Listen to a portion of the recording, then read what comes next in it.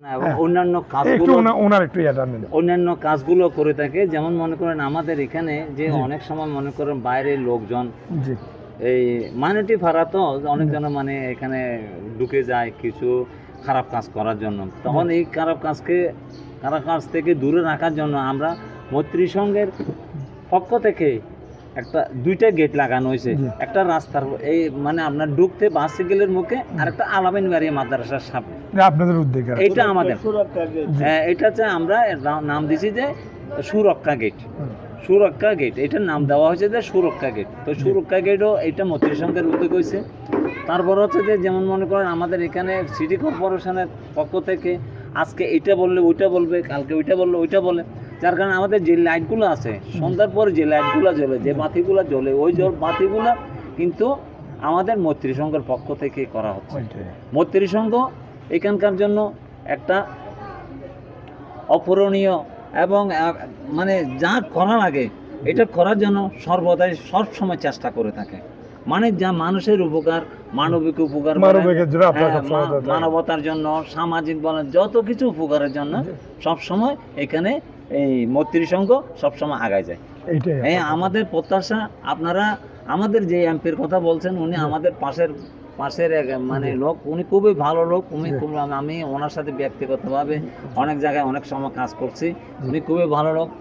আপনি আপনার টেলিভিশনের মাধ্যমে ওনাকে একটু, আপনার চ্যানেলের মাধ্যমে আপনি ওনাকে অনুরোধ করবেন আমাদের যেন এখানে ভিজিট করে আমাদেরকে যেন সহযোগিতা করে, যাতে মনে করে মৈত্রী সংঘের উত্তর বৃদ্ধি পায় এবং আমরা যেন আরো মানুষের সেবা দিতে পারি।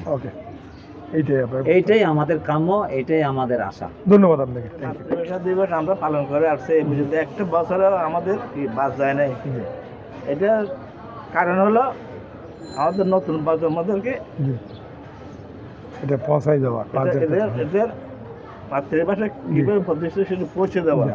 এবং তার সাথে সাথে 1952, 1947, 1970, 1978 এগুলো চলে আসে। আমরা শিশুদেরকে এগুলি প্রতি বছর আমরা একটা নির্দিষ্ট দিনে এটা আমরা করে থাকি, প্রতি বছর এটা পালন করেন। তো ক্লাবের থেকে আপনারা উদ্যোগ আর কি কাজগুলো করেন? আমরা যারা দুস্থ চিকিৎসা করতে পারেন তাদেরকে আমরা সহযোগিতা করি। যারা বিয়ে দিতে পারে না, অসহায় গরিব, তাদেরকে সহযোগিতা করি। যারা লেখাপড়া করতে পারে না, টিউশন ফি দিতে পারে না, বই কিনতে পারে না, তাদেরকে আমরা সহযোগিতা করি। এটা কি বিভিন্ন ধর্মের লোকদেরকে করে? বিভিন্ন যেই ধর্মের হোক, আমরা ধর্ম করেন না, মানুষই মোটামুটি মানুষের প্রধান ধর্ম। এইটাই মানুষের চিন্তা করে আপনারা মানসিক কাজগুলো করেন, মানবিক কাজগুলো করেন আপনারা। তো এখন এই জিনিসপত্র মনে হয় এটাকে আপনারা চলমান রাখবেন ইনশাল্লাহ? অবশ্যই, এটা যতদিন থাকবে মৈত্রী সংঘ ততদিন চলমান থাকবে। এই ক্লাবের জন্য আর অন্য কিছু চিন্তা ভাবনা আছে আপনাদের? আগামীতে কি করবেন এই ক্লাবকে আরো উন্নত করে, এটা দিয়ে আরো উন্নত বা কি করা যায়, এরকম কোনো সরকারি বা কোনো সহায়তা চিন্তা ভাবনা আছে? আমাদের কোনো ফাউন্ড নাই। আমরা যারা কর্মকর্তা আছি তাদের অনুদানে অনুষ্ঠিত। সরকারি যদি আপনাকে এই ব্যাপারে কোনো হেল্প করে বা সরকারি কোনো সাহায্য পায় আপনার ক্লাবে, আপনারা এটা গ্রহণ করবেন, এটা নিয়ে আপনার কাজ করবেন? অবশ্যই অবশ্যই, আমরা তো চাই একটা মানে এরকম সুযোগ সুবিধা পাইলে আমরা আরো বড় কিছু আমরাও চাই। আমরা যদি এখন 5 জনের জন্য করতে 10 জনের জন্য আমরাও চাই সরকারি ভাবে যেন আপনার আমাদের নিউজটা দেখার পরে যেন সরকারি ভাবে যেন একটা জরিপ চলাইয়ে বা আপনাদের এটা সঠিক কিনা ক্লাবের দেখে সরকারি যে বর্তমানে এখানকার যে এমপি হবে ওনার মাধ্যমে যেন আপনাদের এই ক্লাব একবার ভিজিট হওয়ার পরে যে আপনাদেরকে কোনো এমপি থেকে কোনো একটা সহযোগিতা বা কোনো কিছু যেন আপনাদের ক্লাবকে করে। যদি আপনারা ক্লাবে যদি আপনারা সত্যি মানুষের উপকার করে থাকেন তাহলে সরকারিভাবে আপনাদেরকে কিছু সাহায্য করার জন্য এটা আমরা আবেদন করতেছি সরকারকে। আমরা আশা করি আপনারা আমাদের জন্য কিছু করবেন। যে আমরাও চাই এটা করে যে ক্লাবটা আরো উন্নত হোক, উন্নত হওয়ার পর মানুষ আরো কিছু সাহায্য সহযোগিতা পাক, এইটাই আমরা চাই।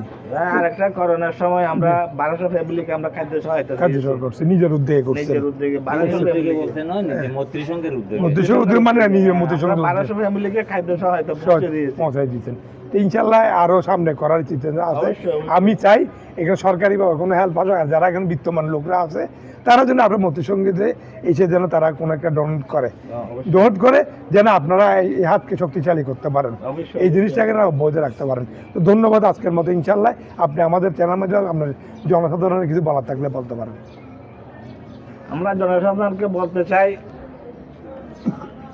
আমাদের দেশ মুক্তিযুদ্ধ দেশ, অনেক মা বোনের ইজ্জতের বিনিময়ে 30 লক্ষ